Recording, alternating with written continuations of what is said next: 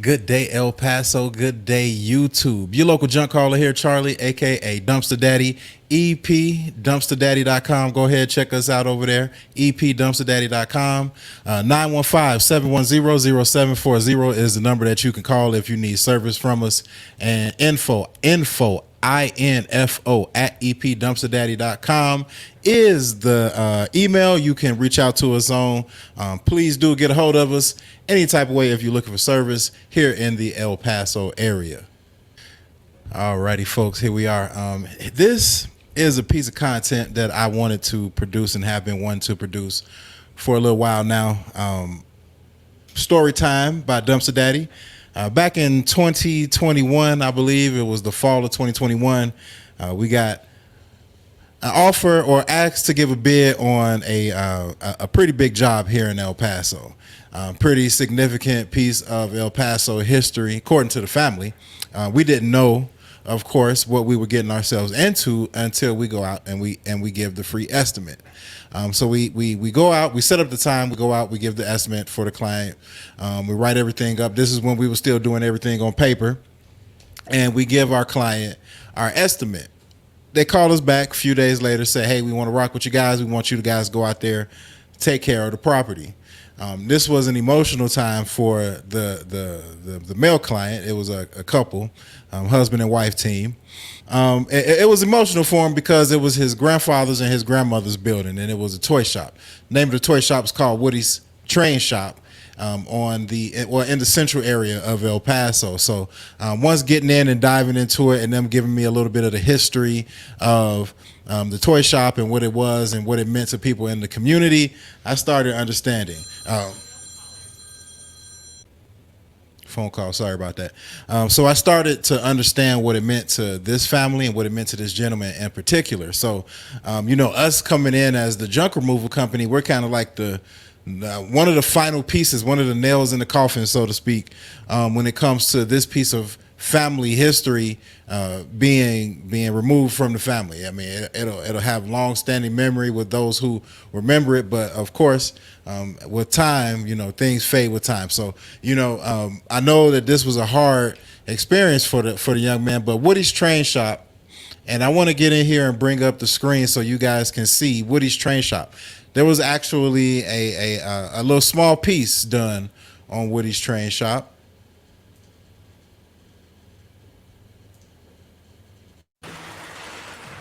It's not a real railroad, but it is real enough that Woody Bussell, he built it, and he's the chief conductor. Ever since I was a kid, I liked trains. But as a little kid, he didn't have many trains. His mom died when he was just a baby.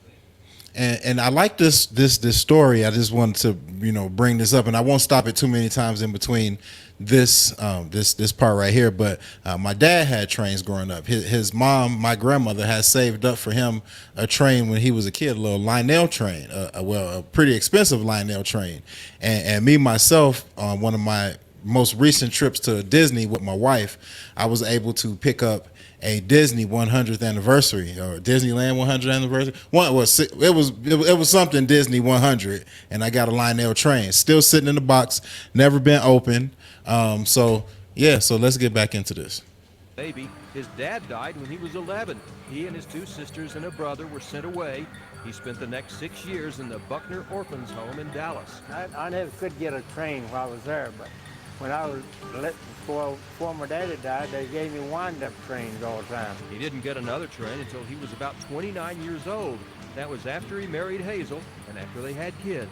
I had bought him a set for him and the children along when the boys were small. Shout out to the wife out there supporting a man's dream. That little set was just the beginning. Now he has this HO scale layout. It took him 12 hours a day for 6 months to finish it. Use your own imagination is what you call it. Do what you want to as you want to. The HO scale is smaller so you can get more into a smaller space, but Woody really likes the bigger O scale. He has one of those too, with sound effects. When Woody and Hazel started out 35 years ago, the business was mostly toy trains for kids. But now it's scale model trains, a hobby for grown-ups. They were cheaper then. In other words, you could buy the whole set for $35 at that time. Now they cost you $100 for the engine. Woody understands why adults get into model trains. Part of it is nostalgia for those good old days when things were simpler. And part of it is the sheer relaxation of running your own little railroad.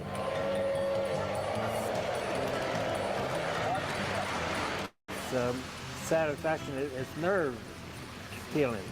It makes you feel better all the time. In other words, you have a good feeling when you're playing with your trains. Hazel keeps the books, waits on customers, and makes the orders. But she also did some work on the little town. I helped build that church, and that's about the extent of my modeling. The train shop has been a combined effort, and you can see that cooperation in the name of their railroad. The railroad is named Hazelwood. Hazel and Woody. We combined it for the Hazelwood Railroad. The little train shop has served Woody and Hazel well for all these years, and they've served their customers, and Woody says he'll stay on board. I'll be 85 in November. And how much longer you figure you're going to keep doing it? Until I get 6 feet under. After all, he says it's the best hobby you can get into. Well, they're performing pretty good right now, no more accidents.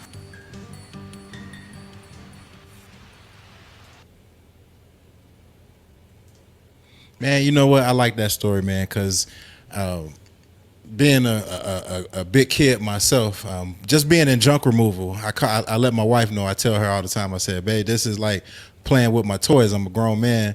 I got a truck. I have a trailer. I get to break up stuff, throw trash in it. And I get to play with my battery-powered tools. I got gas-powered tools. I mean, you know, it's a huge responsibility when you're doing it yourself. But I mean, like, still like playing with my toys. So I want to get in here and get into my spot. Where did Dumpster Daddy come in? Where does Dumpster Daddy fit into this story, into this narrative of Hazel and Woody? The Hazel and Woody train shop, Woody's train shop. Let me show you what Dumpster Daddy was like. Like I told you, so we had the family. They gave us a call. They wanted us to come out to give them an estimate for clearing out all of the stuff that was on the side of the building and in the back of the building and in the backyard of the building, of the property. So we went ahead and took care of all of that. So I'm gonna jump in here, and then I'm gonna probably interrupt this part of the story a little bit, because I got to give you all a little bit more context to what's going on here. So let me get back over into this screen. Let me get this played for you right here. Now, this is saved on Facebook. I don't know why. Back in the day when I made the video, I decided to save to Facebook, but I did. So I knew it was always stored here, ready for me to do some of this project. This is one of our earlier advertisements, as you can see here, when I did everything in Canvas. So this is when I was using Canvas free program. But anyway, here we go.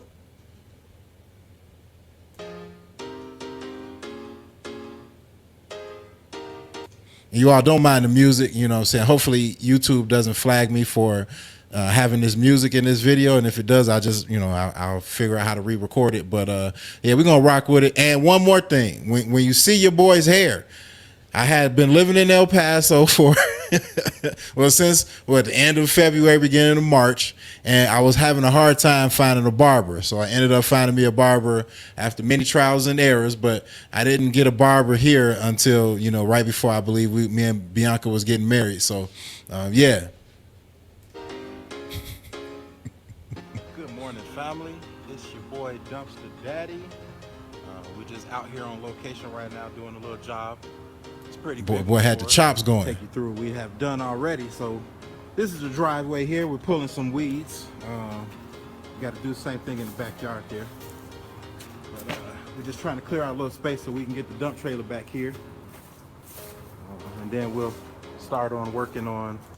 So what I did was, I believe it was just for this project too, I went out and bought a DeWalt battery powered weed whacker, and I used that weed whacker. I bought the charger on with me. This was before I thought about going out and getting the gas. I didn't think I would be doing jobs where I would be knocking down weeds, but I just bought it for this one, thinking that it'll be every now and then on an occasion. So working on the rest of the project. We figured out a way to get the dump trailer back here. Bianca found a friend. About to hit the world, chopping down this grass. It's project number 1. Then it'll be the removal of.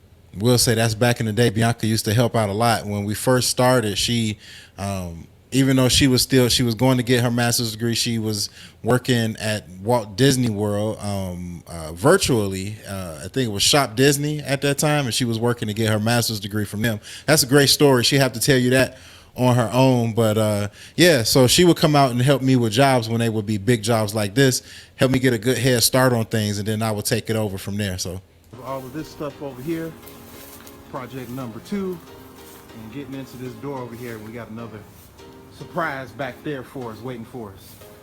So yeah, here's the job. we also had to knock down that camper right there, and I had to I used a sledgehammer, and first off I stripped it of all the metal that might have been in there. It was just like some metal side paneling holding stuff together. The camper itself was all wood basically, so I went and chewed through that thing with the reciprocating saw and just took it out chunk by chunk, piece by piece. Pretty big job, but let's see what the two of us can do. All right, family, here we go. Part 2 of the job. Now, if you remember from the video when you saw Woody and Hazelwood, this is it right here. This is exactly where Woody himself was standing. The wife, where she would be ringing up the customers and everything, would be over in this area. And this is where the train shop was. I had to take that thing apart.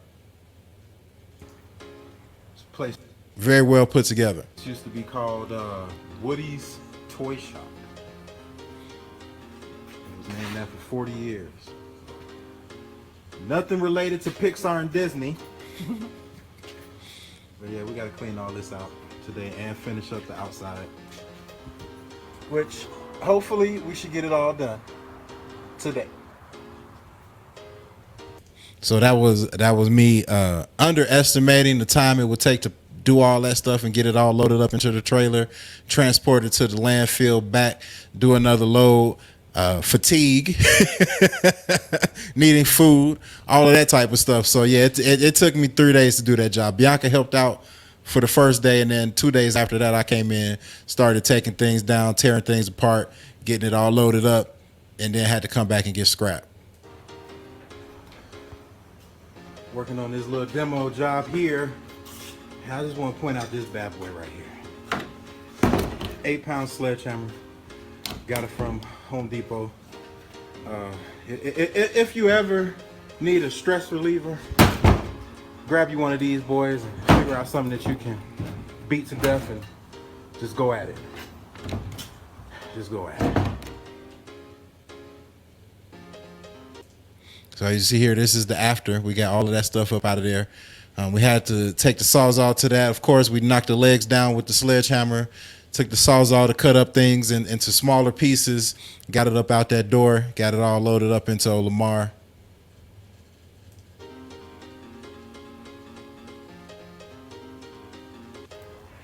So we out here day 2. Day 3. Day 3 of this junk removal, yard clean out demo we did. So this is the last day.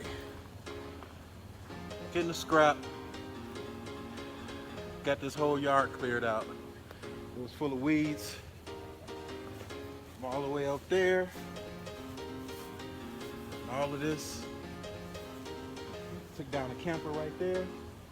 And now we got the truck pulled back with the trailer. And we about to get this thing loaded up onto the scrap yard and dumped. And we are done with. All right, so maybe. All right, yeah. So this is the backyard, as you can see right here. So we got that big camper up on out of there.